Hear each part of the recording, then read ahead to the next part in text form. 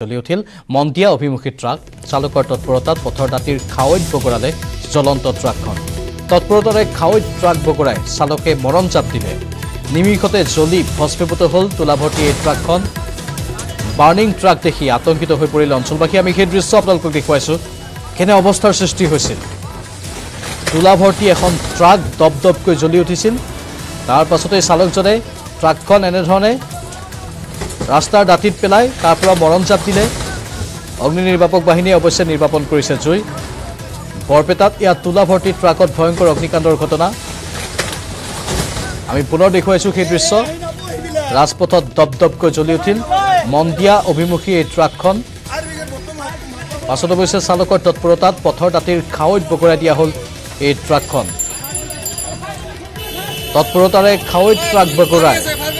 চালকে মৰণ জাপ দিয়াৰ দৃশ্য কেমেৰাত বন্দী হ'ল তাৰ পাছতে নিমিষতে জ্বলি ভস্মীভূত হ'ল এই তোলাভৰ্তি ট্ৰাকখন বাৰ্নিং ট্ৰাক দেখি অঞ্চলবাসীৰ মাজত হোৱা দোৱা লাগিল আতংকিত হৈ পৰিল স্থানীয় লোকসকল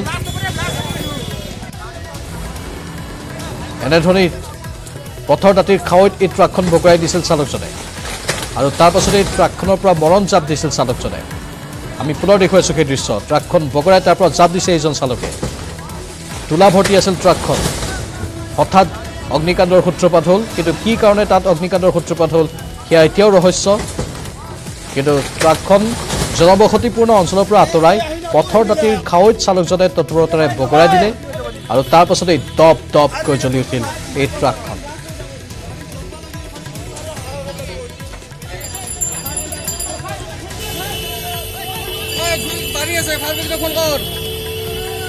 জুই বাঢ়ি আছিল সেয়েহে অগ্নি নিৰ্বাপক বাহিনীক খবৰ দিবলৈ সকলোৱে চিঞৰ বাখৰ কৰিছিল পাছত অগ্নি নিৰ্বাপক বাহিনী তাত উপস্থিত হয় আৰু জুই নিৰ্বাপন কৰে এই ঘটনা বৰপেটাৰ তোলাভৰ্তি এই ট্ৰাকখনত এই ভয়ংকৰ অগ্নিকাণ্ডটো সংঘটিত হয় ৰাজপথতে দপদপকৈ জ্বলি উঠিল মন্দিয়া অভিমুখী ট্ৰাকখন চালকৰ তৎপৰতাৰ বাবে ইতিমধ্যে পথৰ দাঁতিৰ খাৱৈত সেই জ্বলন্ত ট্ৰাকখন বগৰাই দিয়া হ'ল অগ্নি নিৰ্বাপক বাহিনী উপস্থিত হৈ জুই নিৰ্বাপন কৰাৰ দৃশ্য আমি দেখুৱাইছো টিভিৰ সোঁফালে স্থানীয় লোকসকলৰ মাজত আতংকময় পৰিৱেশৰ সৃষ্টি হৈছিল লগে লগে অগ্নি নিৰ্বাপক বাহিনীক খবৰ দিয়া হ'ল ঘটনাস্থলীত উপস্থিত হৈ অগ্নি নিৰ্বাপক বাহিনীয়ে তৎপৰতাৰে এই জুই নিৰ্বাপন কৰে কিন্তু ইতিমধ্যেই প্ৰায় সকলো তোলাই ভস্মীভূত হৈছে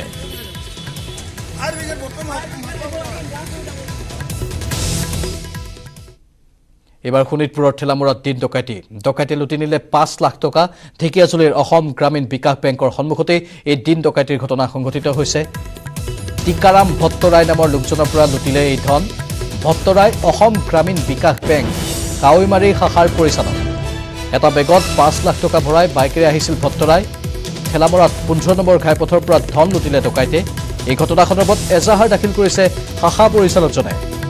শোণিতপুৰৰ ঠেলামৰাতে এই দিন ডকাইতি ঘটনা সংঘটিত হৈছে ডকাইতে লুটি নিলে 5 লাখ টকা ঢেকিয়াজুলিৰ অসম গ্ৰামীণ বিকাশ বেংকৰ সন্মুখতে এই দিন ডকাইতিৰ ঘটনা সংঘটিত হ'ল টিকাৰাম ভট্টৰাই নামৰ লোকজনৰ পৰা লুটি নিলে এই ধনখিনি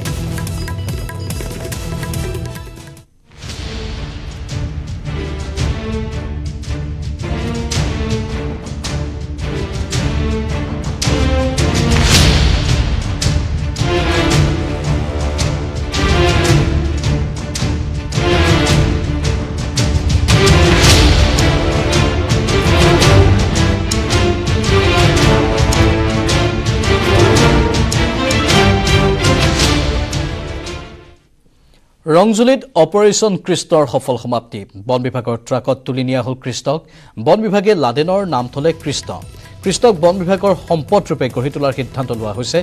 লাডেন অভিযানক নাম দিলে অপাৰেশ্যন কৃষ্ট ফান্দি ডিম্বেশ্বৰ দাসে কৃষ্টক দিব এতিয়া প্ৰশিক্ষণৰ পূৰ্বে কৃষ্টক কৰা হ'ব চিকিৎসাৰ বাবে পুনৰ ট্ৰেংকুলাইজ কৰা হৈছিল কৃষ্টৰ শৰীৰত গুলি থকাৰো সন্দেহ কৰিছে চিকিৎসকৰ দলে চিকিৎসাৰ অন্তত সুস্থ কৰি প্ৰশিক্ষণ দিয়া হ'ব কৃষ্টক কালি বহুতে আশংকা কৰিছিল যে পূৰ্বে লাডেন নাম থকা এতিয়া বৰ্তমান কৃষ্ণ নাম হোৱা এই হাতীটোক হয়তো ঘৰচীয়া কৰিব পৰা নাযাব প্ৰশিক্ষণ দিব পৰা নাযাব কিন্তু শেহতীয়াকৈ তেওঁলোকে পৰ্যবেক্ষণ কৰি গম পাইছে যে প্ৰশিক্ষণ দিব পৰা যাব পদ্ম হাজৰিকাও সেই কথা উল্লেখ কৰিছে আৰু প্ৰশিক্ষণৰ বাবে যিখিনি যাৱতীয় পদক্ষেপ আছে সেইখিনি অৱশ্যে লাহে লাহে কৰা হ'ব বুলি কৈছে প্ৰথমে চিকিৎসা হ'ব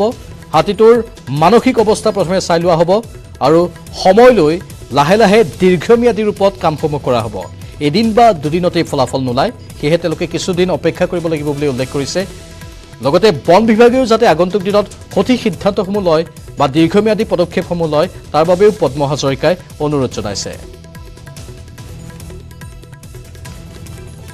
দুষ্কৃতিৰূপী শংখচূড়ৰ পৰা গোপীসকলক ৰক্ষা কৰিবলৈ কৃষ্ণই যিটো পদক্ষেপ গ্ৰহণ কৰিছিল সেই একে পদক্ষেপ আজি যাৰ নাম আমি কৃষ্ণ দিছোঁ এই হাতীটোৱেই যাতে জনসাধাৰণক হাৰাশাস্তি কৰিবলৈ অহা উপদ্ৰৱ কৰিবলৈ অহা হাতীক যাতে খেদি পঠিয়ায় আৰু লাডেন নামৰ অৱসান হওক কপালৰ ঘাম মাটিত পেলাই অৰ্জা বা কষ্ট কৰা সেই খেতি বাতিবিলাক চপাবলৈ মানুহে যিটো ভয় লগা পৰিৱেশ আছিল আজিতো সেই পৰিৱেশ মুক্ত আৰু এই অঞ্চলৰ ৰাইজলৈ মোৰ এটা আবেদন এই অঞ্চলত হাতীৰ খাদ্যৰ প্ৰস্তুত কৰিবৰ কাৰণে কলগছেই হওক ঔটেঙা গছেই হওক হাতীয়ে যি খাদ্য খায় যদি তেওঁলোকৰ খাদ্যখিনি আমি ব্যৱস্থা কৰি দিব পাৰোঁ তেতিয়া কৃষি কৰ্মত মানুহক বাধা দিবলৈ বা মানুহে অশেষ কষ্টৰে এই কৰ্ম কৰি চপাবলৈ থকা ধানখিনি অন্ততঃ হাতীয়ে খোৱা পৰিৱেশ ইয়াত নাথাকিব গতিকে হাতীৰ লগত হাতী মানুহৰ সংঘাত এৰাবৰ কাৰণে আমি টেম্পৰী কিবা সলিউশ্যন আমি কৰি থাকিব পাৰিম কিন্তু লং টাৰ্মৰ কাৰণে যিটো ব্যৱস্থা কৰিব লাগে মই যাদৱ সাহেবক আপোনালোকৰ সাক্ষাততে আজি আহ্বান জনাইছোঁ যাদৱ সাহেবে দীৰ্ঘম্যাদী পৰিকল্পনা গ্ৰহণ কৰক হ্ৰস্বম্যাদী পৰিকল্পনা লাগিব এইবিলাক আমি আছোঁ কোনকিৰ ব্যৱস্থা কৰক ভাল টীম এটা ব্যৱস্থা কৰক ভাল মাউথ ফাণ্ডি অৰ্গেনাইজ কৰক এক্সপাৰ্ট টীম তৈয়াৰ কৰক যে মানুহে জনসাধাৰণ আৰু ফৰেষ্ট ডিপাৰ্টমেণ্ট দূৰলৈ গৈ আছে ফৰেষ্ট ডিপাৰ্টমেণ্টৰ প্ৰতি জনসাধাৰণৰ আস্থা বিশ্বাস বৃদ্ধি কৰিব লাগিব আৰু জনসাধাৰণে ফৰেষ্ট ডিপাৰ্টমেণ্টক যাতে বন্ধু হিচাপে ভাবে আৰু হাতী মানুহৰ সংঘাত নিয়ন্ত্ৰণ কৰিবৰ কাৰণে ইয়াৰ স্থায়ী সমাধান কৰিবৰ কাৰণে সঠিক পৰিকল্পনা লৈ দীৰ্ঘম্যাদী পৰিকল্পনা লৈ পেলাই এটা স্থায়ী সমাধান ইয়াত কৰিব বুলি মই ফৰেষ্ট ডিপাৰ্টমেণ্টৰ পৰা কৰিব বুলি বিশেষকৈ যাদৱ সাহেবৰ নেতৃত্বত এই কথাখিনি সঠিকভাৱে আগবাঢ়িব বুলি মই আশা কৰিলোঁ কিবা কাৰণত এটা হাতীয়ে গোৱালপাৰা অঞ্চলত আগতে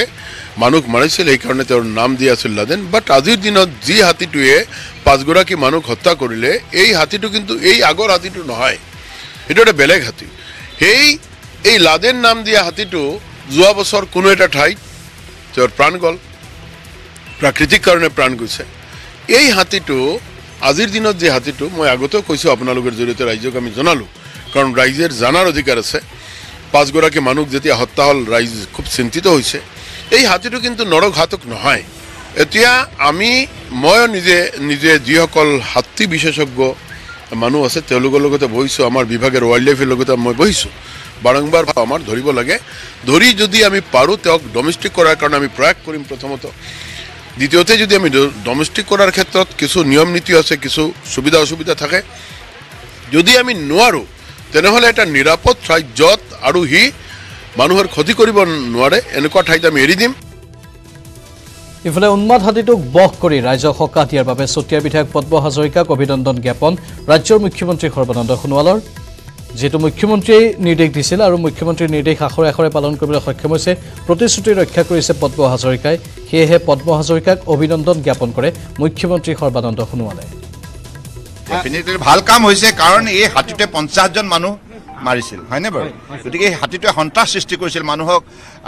নিৰাপত্তাহীনতাত ভুগাইছিল গতিকে এই হাতীটো তেখেতে কম দিনৰ ভিতৰত ৰাইজৰ সহযোগত যেনে কায়ত্ব কৰিলে ইয়াৰ ফলত ৰাইজে বহুত সকাহ পাইছে স্বাভাৱিকতে এইটো খুব ভাল হৈছে পদ্ম হাজৰিকাক মই ধন্যবাদ জনাইছোঁ ইফালে গোৱালপাৰাৰ হাহিম গাঁৱতো বন্যহস্তীয়ে মুক্ত বিচৰণ কৰি আছে বনাঞ্চলৰ পৰা জাকে জাকে ওলাই আহিছে হাতী জনাঞ্চলত প্ৰৱেশ কৰিছে হাতীৰ এই জাকটোৱে পকা ধান খাবলৈ ওলাই আহিছে হাতীৰ জাক গোৱালপাৰাৰ অসম মেঘালয় সীমান্ততে এই দৃশ্যসমূহ দেখিবলৈ পোৱা গৈছে হাতী মানুহৰ সংঘাত বৃদ্ধি পাবলৈ ধৰিছে কাৰণ বনাঞ্চল সংকুচিত হৈ আহিছে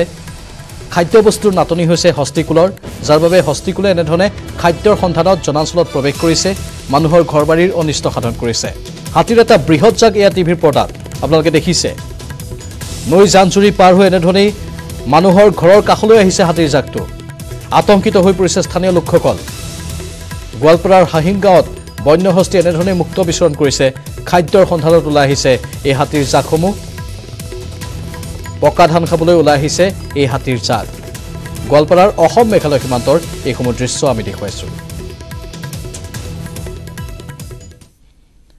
অৱশেষত ৰান্ধনী